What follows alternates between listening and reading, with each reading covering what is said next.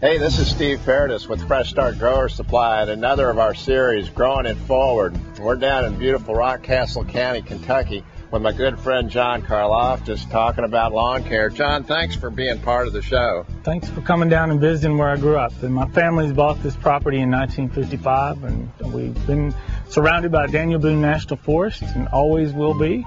Best neighbors you can ever have. Oh, it's gorgeous. I've gardened here my whole life. Well, you can tell that it's really been cared for, and this is where you learned your gardening trade, and John's been gardening successfully and professionally for over 2 decades now, and has done rooftop gardens in New York City and all around the United States. So we're really lucky to have you help us out today.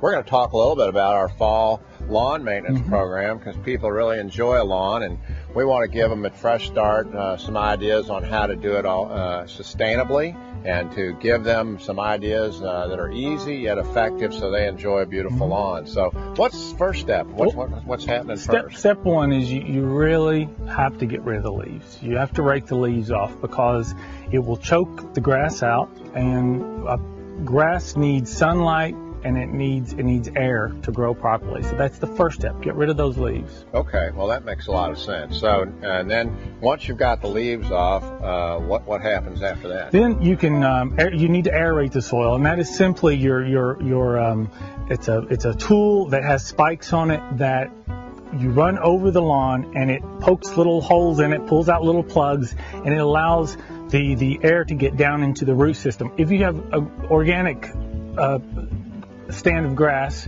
you have lots of earthworms, and they do this naturally, but you want to help it along with an aerator. You can get a push behind that you get. You can rent one from a local place and do it in 10 minutes, or you can do it yourself. Either way. Okay, so just simply aerating the soil to get oxygen down there, and I guess water for good drainage, and then step 3, I think it probably helps with seeding. Is that Yes. What's next? You open it up. You're opening up the soil and getting it ready to accept the seed, the fall seeding. And the secret to germinating grass seed is you need to have good soil to seed contact. It has to touch each other, and that's what this aeration does.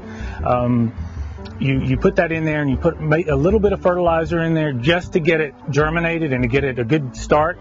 Okay, so you just broadcast in your seed with a little handheld broadcaster, and then the same thing for a fertilizer. Right. Okay, and you want to have just a little bit of fertilizer. You don't need to crank it with high nitrogen, otherwise it's going to be top growth and no roots, I think. Exactly. Right? Nitrogen. You put the nitrogen on more in the spring and summer when you're wanting growth, good top growth, but in the fall you're concentrating on good root systems. Okay, all right, got it. And now what's step 4? You got all this seed in the ground, and I guess it's going to grow because it's got great fertilizer on it. What's happening? Well, you don't want the old grass, existing grass, to choke out these new seedlings that you've planted. So you want to keep it mowed so that air and sunlight can get down there. And also it helps with the leaves as well. As if you do it consistently, you when it comes to the raking, you're not, it chops up the leaves, which is good for the grass and good for the soil. Right, over time, Yeah. even if you rake, more leaves are going to fall, and so you want to mulch those up so they're not blocking the sunlight and the oxygen. And You're all doing that. it slowly, and you're taking care of it each time you take care of the grass. You're taking care of part of the leaves. Okay. Makes sense. So now you've established these new seedlings, and they're coming up, and you're mowing to give them their fair share of the sunlight.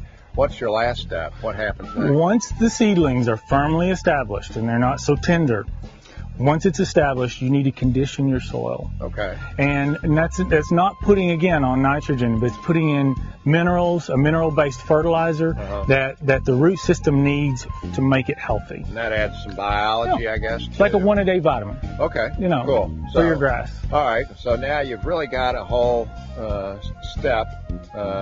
series of steps that give your lawn a head start for next spring, and it's going to be kicking by next spring, right? It will be, if you do these easy steps, and this is easy stuff, it's very easy, simple steps.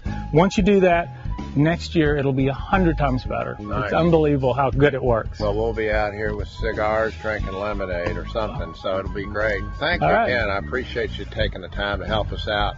This is Steve Paradis, and thanks for checking us out, and good luck with your lawn. and we'll talk to you next time. See ya.